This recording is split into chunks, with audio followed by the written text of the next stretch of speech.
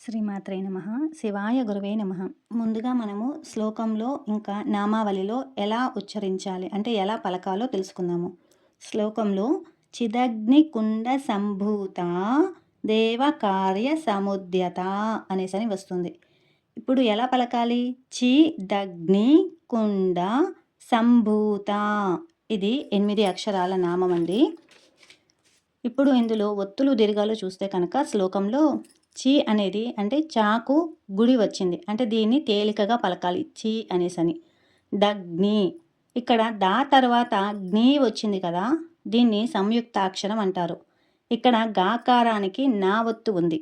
అంటే దాను కొంచెము ఒత్తి పలకాలి. అంటే దగ్ని అని దాని ఒత్తి జ్ఞి అని పలకాలి. దగ్ని చి దగ్ని అనేసని. ఇంకా కుండ అంటే కు తర్వాత అనాకారానికి డా ఒత్తు వస్తుంది.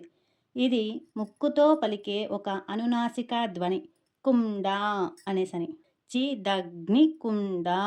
ఇక్కడ డా అనేది ఒత్తు లేదండి, మామూలుగా డా. చి దగ్ని కుండ. ఇంకా సంకు సాకు సున్నా వస్తుంది, అనుస్వార అక్షరము.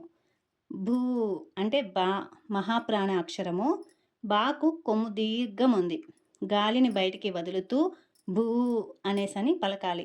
చిదగ్ని కుండ సంభూ అనేసని. తర్వాత తా అంటే తాకు దీర్ఘం ఉంది. ఇప్పుడు మొత్తము చూస్తే చిదగ్ని కుండ సంభూత. అదే ఇప్పుడు మనము నామావళిలో చూసుకుంటే కనుక చిదగ్ని కుండ సంభూతాయై నమః అనేసి వస్తుంది.